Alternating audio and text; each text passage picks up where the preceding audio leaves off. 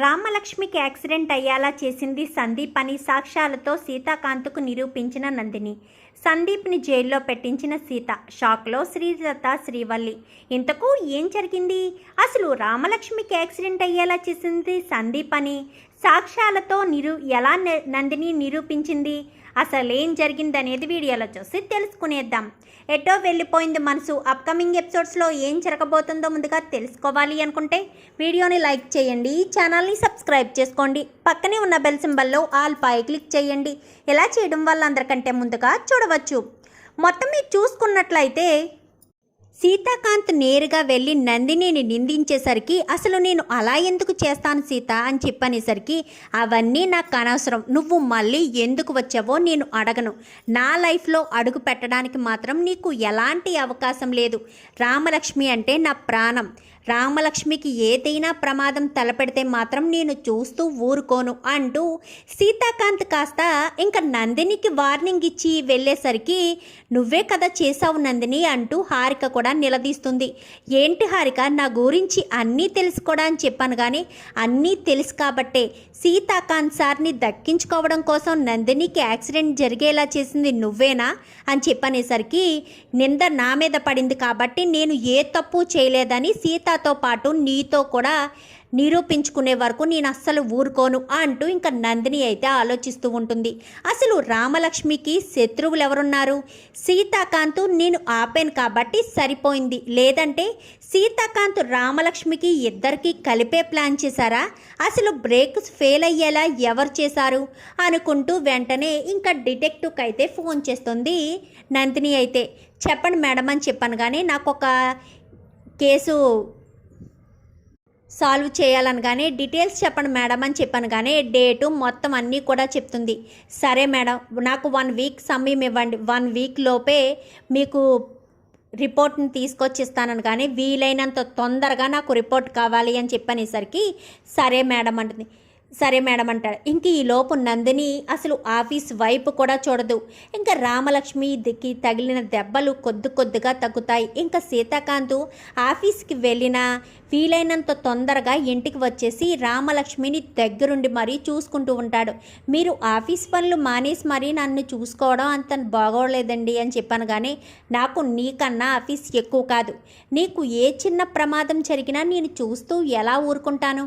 అందుకే నిన్ను వదిలి ఒక్క క్షణం కూడా నేను ఆఫీస్కి వెళ్ళినా మనశ్శాంతిగా పని చేసుకోలేకపోతున్నాను అని చెప్పి ఇంకా రామలక్ష్మికి అయితే సీతాకాంత్ చెప్తాడు.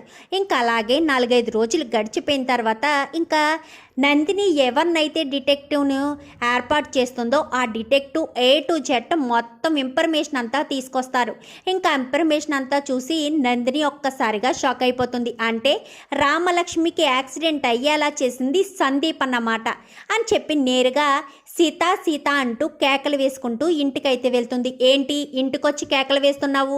అసలే రామలక్ష్మికి దెబ్బలు తగిలి రెస్ట్ తీసుకుంటుంది, డిస్టర్బ్ చేయడానికి వచ్చావా మా లైఫ్లోకి అని చెప్పాను, కానీ డిస్టర్బ్ చేయడానికి రాలేదు. నేను ఏ తప్పు చేయలేదని నిరూపించుకోవడానికి వచ్చాను. నేనే తప్పు చేశానంటూ నువ్వు మాట్లాడేవు కదా. అసలు నేను నీ ప్రేమను దక్కించుకోవాలనుకుంటే అప్పుడే నిన్ను బెదిరించో భయపెట్టో ఏదో రకంగా నీ ప్రేమను నిన్ను దక్కించుకునేదాన్ని, కానీ ఎలాంటి మోసాలు ఎలాంటి ప్రాణాపాయ పరిస్థితి వచ్చేలా చేసి మాత్రం నిన్ను దక్కించుకోవాలని ఎప్పుడూ కూడా అనుకోలేదు. నాకు నీ మీద ఉన్నది ప్రేమ మాత్రమే తప్ప పగని నువ్వు ఎలా అనుకుంటున్నావు? ఇప్పుడు నువ్వు ప్రాబ్లమ్స్లో ఉన్నావు కాబట్టి నా సీతను కాపాడుకోగలగా శక్తి నాకు ఉంది కాబట్టి నా సీతను ప్రాబ్లం నుంచి సాల్వ్ చేయాలంటే నేను మాత్రమే సహాయం చేయాలని వచ్చి నీకు సహాయం చేశానే తప్ప నాది స్వార్థంతో కూడుకున్న ప్రేమ కాదు. నేను నిన్ను ప్రేమించాను, నిన్ను కోరుకున్నాను అంతే తప్ప నేనేమి నాశనం చేయాలని నీ భార్యను నిన్ను విడదీయాలని నేను అస్సలు అనుకోలేదు. నేను కేవలం నీ ప్రేమను మాత్రమే దక్కించుకోవాలనుకున్నాను. నా ప్రేమ నీకు అంత చులకనైపోయిందా?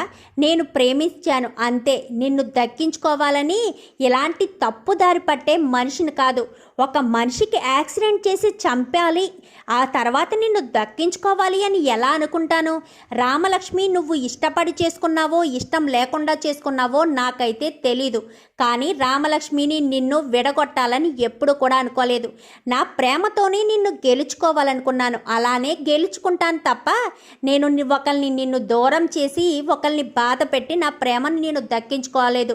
కావాలంటే ఫైల్ చూడు, నేను ఏ తప్పు చేయలేదు. రామలక్ష్మికి యాక్సిడెంట్ అయ్యేలా చేసింది నేను కాదు. ఫైల్ మొత్తం చూస్తే నేను తప్పు చేశానా తప్పు చేయలేదా అన్న విషయం నీకు అర్థమవుతుంది. నా మీద నింద వేసిన తర్వాత నేను ఎలా వదిలేస్తాననుకున్నావు? అందుకే పూర్తి సాక్ష్యాధారాలతో పాటు తీసుకొచ్చాను. ప్రతి ఒక్క రిపోర్ట్ని ఓపెన్ చేసి చూస్తే తప్పు ఎవరు చేశారో ఎవరు దోషులో అన్న విషయం తెలుస్తుంది. నువ్వు నన్ను మాటలన్నావని కాదు, నేను ఏ తప్పు చెయ్యలేదు అని నిరూపించుకోవడం కోసమే, నా నిజాయితీ నిరూపించుకోవడం కోసమే నేను ఇలా ప్రయత్నించి నేను తప్పు చేయలేదని నిరూపించుకుంటున్నాను. కావాలంటే ఫైల్ చూసుకో అంటూ ఇంకా సీతాకాంత్ చేతిలో ఫైల్ పెట్టేసరికి సీతాకాంత్ ఫైల్ మొత్తం ఓపెన్ చేసి చూస్తాడు. ఈలోపు రామలక్ష్మి రానే వస్తుంది.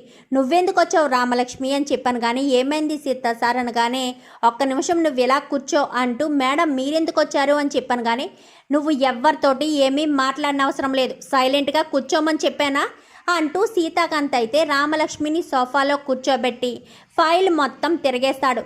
ఫైల్ మొత్తం తిరిగేసిన తర్వాత సందీప్ వంక కోపంగా చూసేసరికి ఎప్పటికైనా అర్థమైందా నేనేంటో?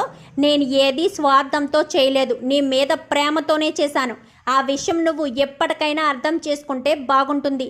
మాటలు వచ్చు కదా అని, మాటలు పడుతున్నాను కదా అని నన్ను నా ప్రేమను లోకువగా చూస్తే మాత్రం నేను అస్సలు ఊరుకోను. నేనే గనక నిన్ను దక్కించుకోవాలనుకుంటే ఎలా అయినా దక్కించుకుంటాను, అంతే తప్ప ఎలాంటి చీప్ ట్రిక్స్ ప్లే చేసి మాత్రం ఎప్పటికీ నిన్ను దక్కించుకోలేను. అర్థమవుతుందా? నా ప్రేమ కోసం నేనైనా చచ్చిపోతాను తప్ప ఒకరిని చంపి ఒకరిని బాధ పెట్టి నా ప్రేమను గెలిపించుకోవాలని నేను అస్సలు అనుకోను. దోషులెవరో నిర్దోషులెవరో నీకు బాగా అర్థమైంది అనుకుంటా.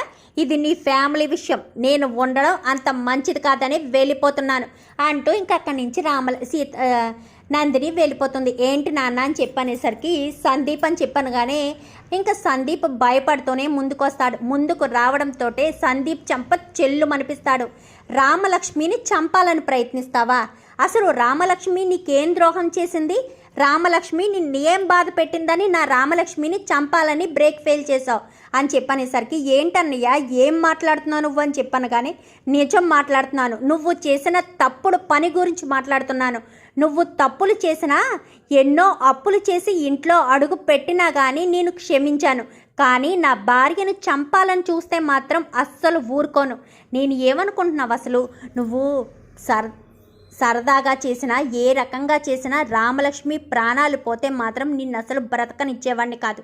నిన్ను ఇలా కాదు పోలీసులకు పట్టించాలి అని చెప్పాను, కానీ అది కాదు సీత, ఒక్కసారి నా మాట విను అనగానే అమ్మ ఈ విషయంలో మాత్రం నన్ను ఎవరూ కూడా కన్విన్స్ చేయలేరు.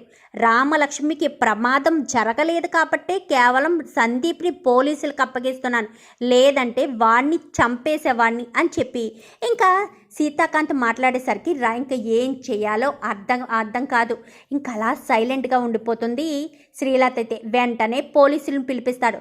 నా భార్యను చంపడానికి నా భార్య కారు బ్రేక్స్ తీసేశాడు, ఇదిగో ఆధారాలు, మీరు చూసుకుని అరెస్ట్ చేయండి అని. కానీ ఫైల్ చేతిలో పెట్టేసరికి మొత్తం అంతా కూడా చెక్ చేసిన తర్వాత సందీప్ని అరెస్ట్ చేసి తీసుకువెళ్ళిపోతారు.